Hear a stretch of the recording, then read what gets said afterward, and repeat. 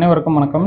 இன்னைக்கு நம்ம இந்த வீடியோவில் ரத்த சோகை அப்படின்ற ஒரு முக்கியமான பிரச்சனையை பற்றி நம்ம பார்க்க போகிறோம். இந்த ரத்த சோகை பாதிப்பு அதிகமாக பார்த்தோம் அப்படின்னீங்க பெண்களுக்கு தான் ஏற்படுது. குறிப்பாக குழந்தை பருவத்தில் இருந்து வயது முதிர்ந்த பெண்கள் அனைவருமே பார்த்தீங்கன்னா ரத்த சோகைகளை பாதிக்கப்படுறாங்க. இது இந்தியா போன்ற அதிகமான மக்கள் தொகை இருக்கிற நாடுகளில் இது ஒரு முக்கியமான பிரச்சனையாக இருக்கு. இந்த ரத்த சோகை போன்ற சில பாதிப்புகளுக்கு எதிராக பார்த்தீங்கன்னா இந்திய அரசாங்கம் மட்டுமல்லாது உலக சுகாதார நிறுவனம் போன்றவங்களோட கைகோர்த்து பலவிதமான திட்டங்களை நம்மளுடைய அரசாங்கம் செயல்படுத்திக்கிட்டு வருது. இப்போ நம்ம பார்த்தீங்கன்னா இந்த ரத்த சோகை என்னன்றதை நம்ம பார்த்தீங்கன்னா தெரிஞ்சுக்கணும். ஏன்னா இந்த ரத்த சோகையை பற்றி பார்த்தீங்கன்னா தெரியாதவங்க இருக்க முடியாது. முக்கியமாக ரத்த சோகை அப்படின்றது பார்த்தோம் அப்படின்னா நம்மளுடைய ரத்தத்தில் பார்த்தீங்கன்னா ஹீமோகுளோபின் அல்லது பார்த்தீங்கன்னா ரத்த சிவப்பணுக்களுடைய எண்ணிக்கை குறைபடுறது பார்த்தீங்கன்னா ரத்த சோகை அப்படின்னு சொல்கிறோம். முக்கியமாக பார்த்தீங்கன்னா ஹீமோகுளோபின் அப்படின்னு சொல்லக்கூடிய ஒரு அணு. இந்த ஹீமோகுளோபின் அப்படின்றது என்ன? இந்த ஹீமோகுளோபின்ன்றது பார்த்தோம் அப்படின்னா நம்ம உடலில் இருக்கக்கூடிய இந்த ரத்த சிவப்பணுக்களில் சேர்ந்து காணப்படக்கூடிய ஒரு வகையான புரதம். இந்த புரதம் பார்த்தீங்கன்னா இரண்டு பகுதிகளால் சேர்ந்தது. ஒன்று பார்த்தீங்கன்னா ஹீம் அயன் ஒரு பார்ட்டாகவும் குளோபின் அப்படின்றது ஒரு புரதச்சத்தாகவும் பார்த்தீங்கன்னா இரண்டும் சேர்ந்து ஹீமோகுளோபினாக பார்த்தீங்கன்னா இருக்கும். இந்த ஹீமோகுளோபின் பார்த்தோம் அப்படின்னா எப்பயுமே ரத்த சிவப்பணுக்களோட சேர்ந்து இருக்கும். இந்த ஹீமோகுளோபினோட முக்கியமான வேலை என்ன அப்படின்னு சொல்லி பார்த்தீங்கன்னா ஆக்சிஜன் டிரான்ஸ்போர்ட்டேஷன் நம்ம சொல்லலாம். ஏன்னா நம்மளுடைய நுரையீரலில் நம்ம உள்ளே வாங்கக்கூடிய அந்த மூச்சு காற்றை அதில் இருக்க ஆக்சிஜனை தனியாக இந்த ஹீமோகுளோபின் அதோட சேர்த்து இணைப்பு ஏற்படுத்திக்கிட்டு இது நம்ம உடலில் எந்த பகுதியில் திசுக்களுக்கு தேவைப்படுதோ அங்கே கொண்டு போய் அதை கொடுத்துட்டு அந்த திசு பயன்படுத்திட்டு வெளிவிடக்கூடிய கார்பன் டை ஆக்சைடு வாயுவை திரும்பி கொண்டு நுரையீரல் மூலமாக நம்ம பார்த்திங்கன்னா வெளியில் விடுறோம். ஸோ இது பார்த்தோம் அப்படின்னா ஹீமோகுளோபினுடைய ஒரு முக்கியமான பங்கு. இதில் பார்த்தீங்கன்னா ஆர்பிசியும் சேர்ந்து தான் பார்த்தீங்கன்னா இருக்கும். அதாவது ரத்த சிவப்பணுக்களும் பார்த்தீங்கன்னா சேர்ந்து தான் இருக்கும். அது மட்டுமல்லாது இந்த ரத்த சிவப்பணுக்களுக்கு பார்த்தீங்கன்னா இந்த சிவப்பு கலரை கொடுக்கக்கூடியதே பார்த்தீங்கன்னா ஹீமோகுளோபின் தான். இந்த ஹீமோகுளோபின் தான் பார்த்தீங்கன்னா இந்த கலரேஷன் மெட்டீரியல் அப்படின்னு நம்ம சொல்லுவோம். சரி, நம்ம அடுத்து பார்த்தோம் அப்படின்னா இந்த ஹீமோகுளோபின் பார்த்தோம் அப்படின்னா எங்கே உற்பத்தி ஆகுதுன்னு நம்ம தெரிஞ்சுக்கிறணும். பொதுவாக இந்த ஹீமோகுளோபின் பார்த்தோம் அப்படின்னா ரத்த சிவப்பணுக்கள் எப்படி உற்பத்தி ஆகுதோ அதோடு சேர்ந்து தான் பார்த்தீங்கன்னா இது ஹீமோகுளோபினும் உற்பத்தி ஆகும். எரித்ரோபயாசிஸ்ன்னு சொல்லிட்டு பார்த்தீங்கன்னா ஒரு டேர்ம் சொல்லுவோம் நம்ம. இது பார்த்தோம் அப்படின்னா இந்த ஆர்பிசி எப்படி செல் பார்த்தீங்கன்னா உற்பத்தி ஆகி அது கடைசியாக ஒரு முழு ஆர்பிசியாக பார்த்தீங்கன்னா செல்லாக மாறுது அப்படின்னு சொல்லக்கூடிய ஒரு ப்ராசஸ். இதோடு சேர்ந்து தான் பார்த்தீங்கன்னா ஹீமோகுளோபினும் சல்லி பார்த்தீங்கன்னா உற்பத்தி ஆகும். இது நம்மளுடைய எலும்பு மஜ்ஜைகளில் இருந்து பார்த்தீங்கன்னா உற்பத்தி ஆகும். அந்த எலும்பு மஜ்ஜையிலையும் பார்த்தீங்க அப்படின்னா ரெட் போன் மேரோ எல்லோ போன் மேரோ பார்த்தீங்கன்னா இரண்டு வகையும் இருக்குது. இதில் பார்த்தீங்கன்னா இரண்டு வகைகளையும் பார்த்தோம் அப்படின்னா ரெட்டிகுலோசைட் அப்படின்னு சொல்லக்கூடிய ஒரு வகையான செல்லில் இருந்து பார்த்தோம் அப்படின்னீங்கன்னா இந்த ஆர்பிசி அதோட சேர்ந்து ஹீமோகுளோபினும் பார்த்தீங்கன்னா உற்பத்தி ஆகுது. இதோடைய வாழ்நாள் அப்படின்னு சொல்லி பார்த்தோம் அப்படின்னா 90 முதல் 120 நாட்கள். இது சில நேரங்களில் பார்த்தீங்கன்னா கூடுறதுக்கு குறையிறதுக்கு நிறைய வாய்ப்புகள் இருக்கு. சரி, இப்போ இந்த செல்கள் பார்த்தோம் அப்படின்னா இங்கிருந்து தான் பார்த்தீங்கன்னா உற்பத்தி ஆகுது. அப்போ இதுக்கு வாழ்நாள் 120 நாள் தான். அப்போ மறுபடியும் திரும்பி 120 நாள் முடிஞ்சிருச்சு அப்படின்னீங்கன்னா இது எங்கே போகும்? இது தன்னுடைய வாழ்நாள் வரைக்கும் பார்த்தீங்கன்னா ரத்த ஓட்டத்தில் பார்த்தீங்கன்னா தன்னுடைய வேலைகள் எல்லாத்தையும் சரிவர செஞ்சு முடிச்சதுக்கப்புறம் 120 நாள் பார்த்தீங்கன்னா இதோட லைஃப் முடிச்சதுக்கப்புறம் இது பார்த்தீங்கன்னா லிவர்லாம் போய் பார்த்தீங்கன்னா டிஸ்ட்ரக்ஷன் ஆகிடும். சரிங்களா? ரைட். ஸோ அப்போ பார்த்தோம் அப்படின்னா அங்கே இருக்கக்கூடிய செல்களில் இது போய் டிஸ்ட்ரக்ஷன் ஆனதுக்கப்புறம் மறுபடியும் பார்த்தீங்கன்னா அடுத்த செல் உற்பத்தி ஆகிறது. இந்த மாதிரி பார்த்தீங்கன்னா சைக்கிளிக்லாம் பார்த்தீங்கன்னா ஒரு சுழற்சி போல் இது நடந்துக்கிட்டே இருக்கும். இந்த ஹீமோகுளோபின் நம்ம ரத்தத்தில் பார்த்தீங்கன்னா எவ்வளவு இருக்கணும்?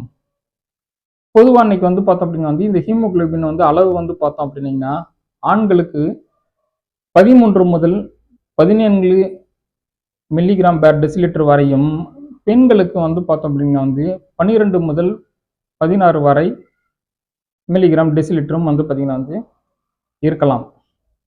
ஸோ இதில் வந்து பார்த்தீங்கன்னா வந்து அளவு வந்து குறைஞ்சிச்சு அப்படின்னீங்கன்னா, அதைத்தான் நம்ம வந்து பார்த்தீங்கன்னா வந்து ரத்த சோகைன்னு சொல்லிடுறோம், அனிமியான்னு சொல்லிடுறோம்.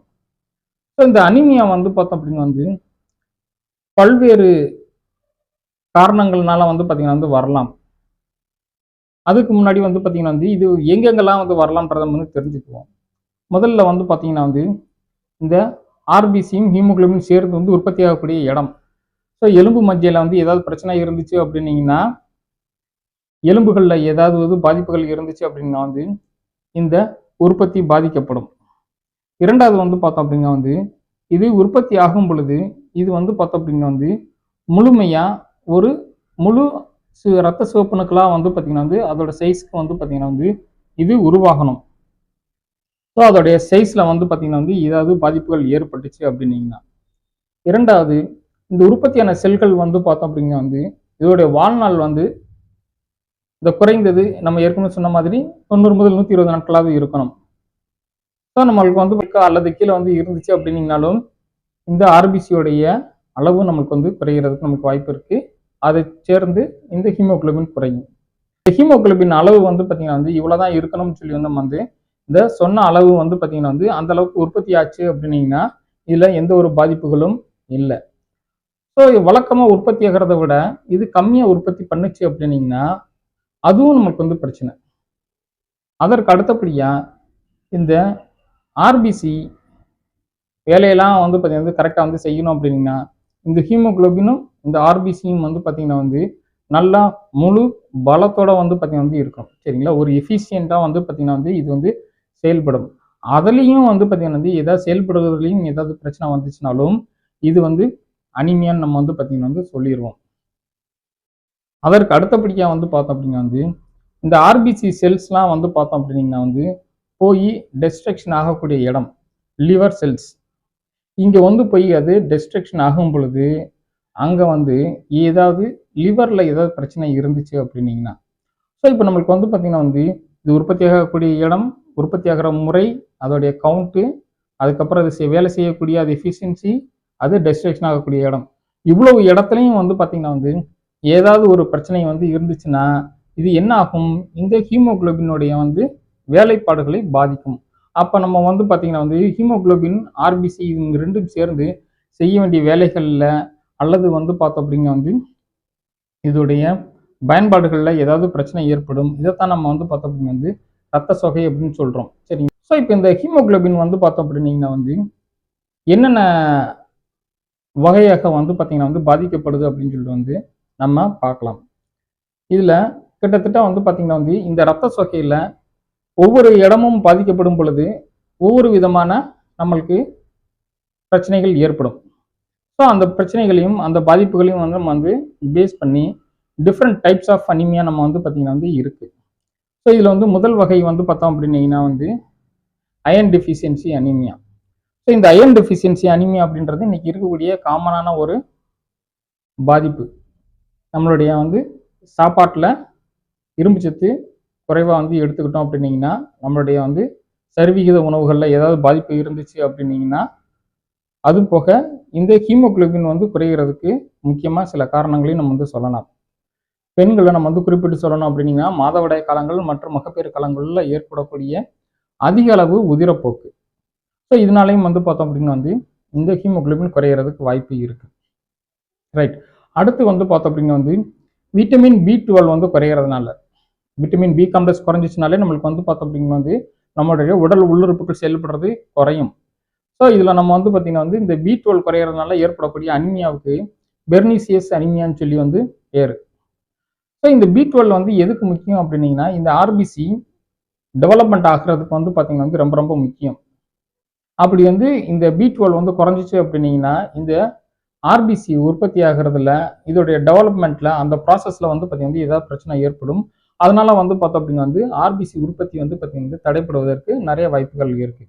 ஸோ அதனால தான் நிறைய பேர் வந்து பார்த்தோம் அப்படின்னா வந்து இந்த மகப்பேறு காலங்களில் ப்ரெக்னெண்ட்டாக இருக்கிறவங்களுக்கு வந்து பார்த்தோம் அப்படின்னா வந்து ஒரு சிவப்பு கலர் இன்ஜெக்ஷன் வந்து போட்டுக்குருவாங்க. பி காம்ப்ளெக்ஸ் இன்ஜெக்ஷன் நிறைய பேருக்கு வந்து பார்த்தீங்கன்னா கேள்விப்பட்டிருப்போம். இது நம்முடைய உடல்ல வந்து இருக்கக்கூடிய அந்த எபித்தீலியல் செல்ஸ் அப்படின்னு சொல்லுவோம் இல்லையா, அதுக்கு வந்து பார்த்தீங்கன்னா ரொம்ப ரொம்ப முக்கியம். ரைட். அதற்கு அடுத்தபடியாக வந்து பார்த்தீங்கன்னா வந்து விட்டமின் B9, இதுவும் வந்து பார்த்தீங்கன்னா விட்டமின் பி காம்ப்ளெக்ஸோட வந்து சேர்ந்த ஒரு வகையான விட்டமின் தான். இதனுடைய வந்து அளவு வந்து உடல் உணவுல வந்து குறைஞ்சாலும் இது வந்து பார்த்தோம் அப்படிங்க வந்து இந்த ஆர்பிசி உற்பத்தியை வந்து பார்த்தீங்கன்னா வந்து பாதிக்கும். அதுலேயும் முக்கியமாக வந்து பார்த்தீங்கன்னா இந்த ஆர்பிசி வந்து சைஸ் வந்து பார்த்தீங்கன்னா வந்து அது எவ்வளவு சைஸ் இருக்கணுமோ அவ்வளோ சைஸ் வந்து பார்த்தீங்கன்னா வந்து இருக்காம இதோட பாதிப்பை ஏற்படுத்தும். வழக்கமாக இந்த ஆர்பிசி வந்து பார்த்தீங்கன்னா வந்து 14 to 17 மைக்ரான் வந்து பார்த்தீங்கன்னா வந்து இருக்கும். ஸோ இந்த அளவு வந்து பார்த்தீங்கன்னா வந்து சைஸ் வந்து ஒரு சில நேரங்களில் பெருசாக இருக்கும், இல்லாட்டி சிறுசாக வந்து இருக்கும். ஸோ இந்த மாதிரி இருக்கிறது வந்து பார்த்தோம் அப்படின்னா வந்து இந்த ஹீமோகுளோபினுக்கும் ஆர்பிசிக்கும் உள்ள ரேஷியோ வந்து பாதிக்கும்.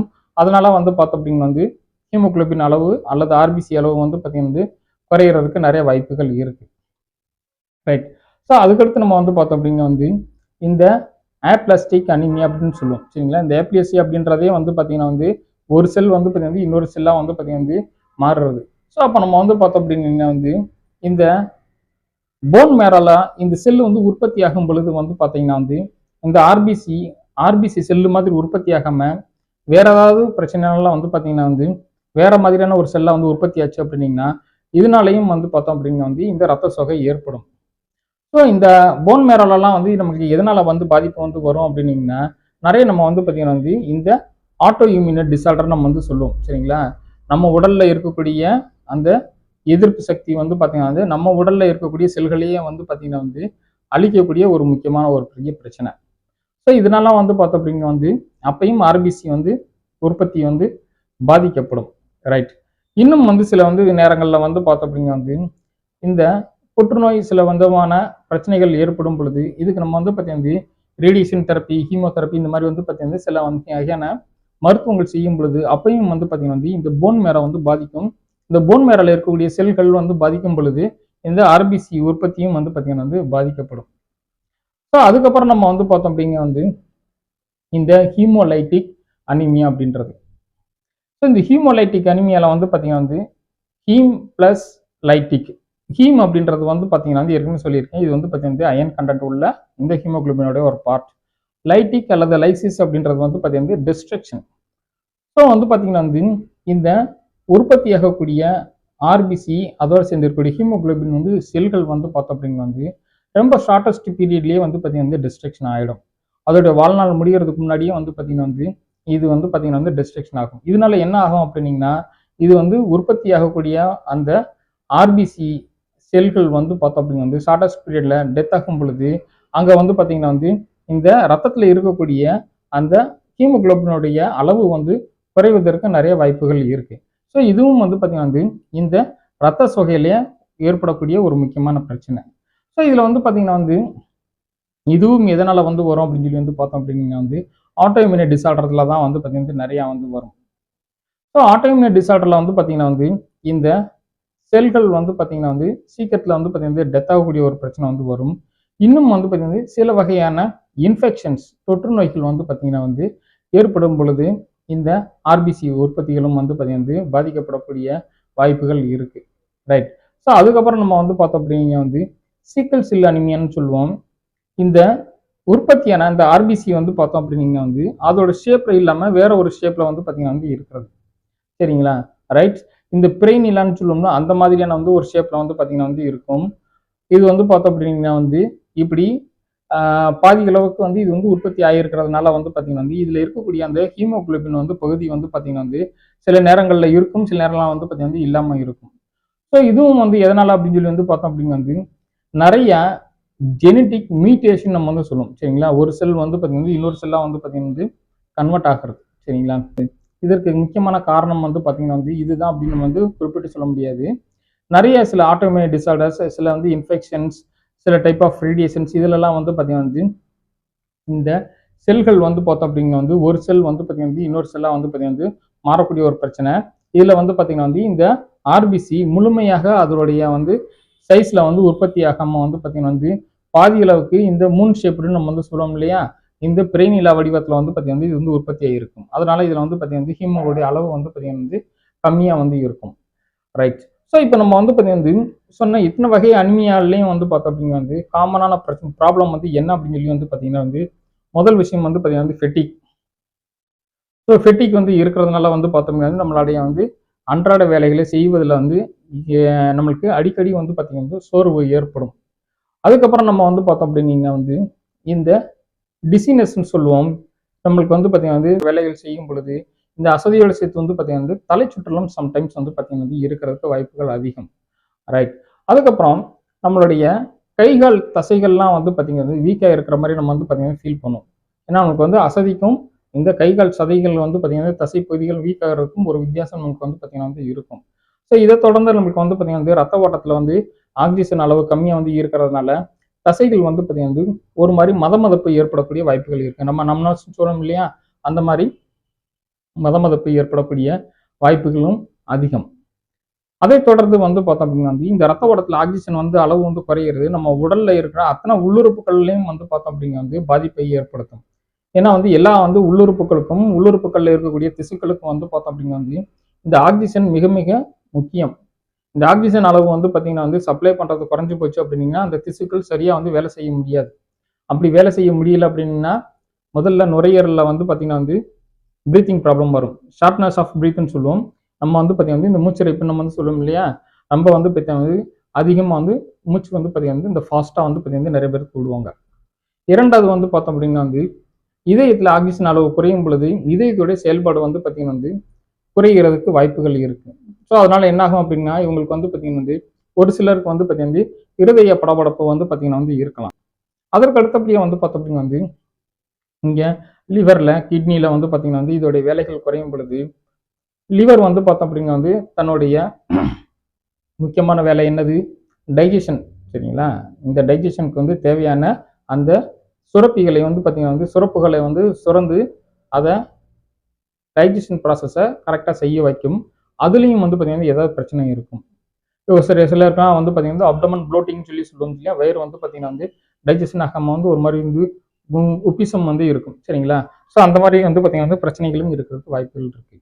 அதற்கு அடுத்தபடியாக வந்து பார்த்தோம் அப்படின்னா வந்து இந்த சிறுநீரகங்கள் தன்னுடைய வேலையை வந்து சரியாக செய்யலை அப்படின்னா இந்த ரத்தத்தில் இருக்கக்கூடிய அதிகப்படியான உப்பை இதனால் வந்து பார்த்தீங்கன்னா வந்து ஃபில்டர் பண்ண முடியாது, முழுமையாக ஃபில்டர் பண்ண முடியாது. இது வந்து பார்த்தீங்கன்னா வாட்டர் ரீடென்ஷன் சொல்லிட்டு ஒரு பிரச்சனையை சொல்லுவோம்.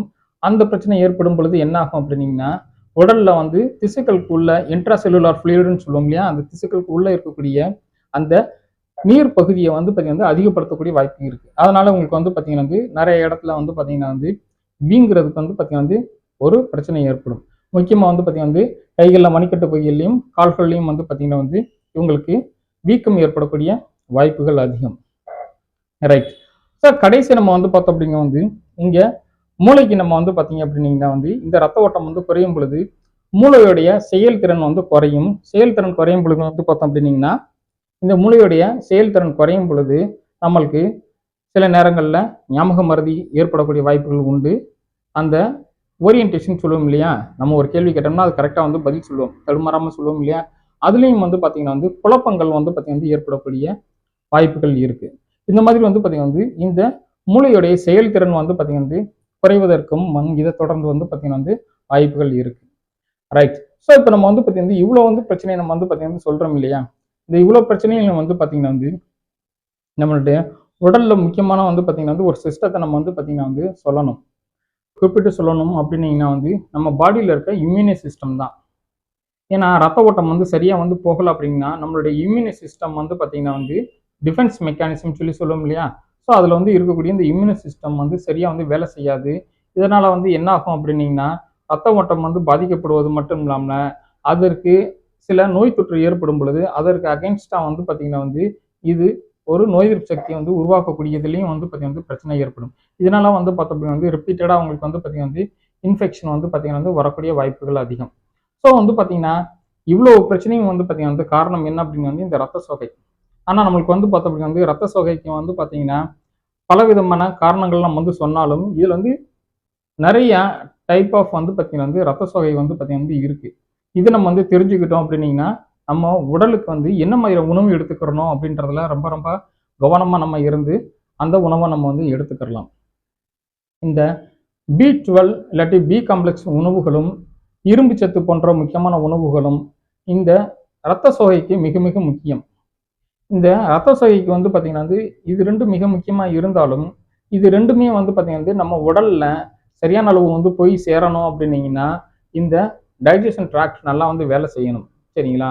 ஸோ அப்போ நம்ம வந்து பார்த்தீங்கன்னா வந்து இது வந்து நம்மளுக்கு வந்து முக்கியம்தான். ஆனால் மற்ற உணவுகளான விட்டமின்ஸும் மினரல்ஸும் வந்து பார்த்தீங்கன்னா வந்து நம்ம இந்த இரத்த சோகைக்கு நம்ம வந்து பார்த்தீங்கன்னா வந்து முக்கியம்.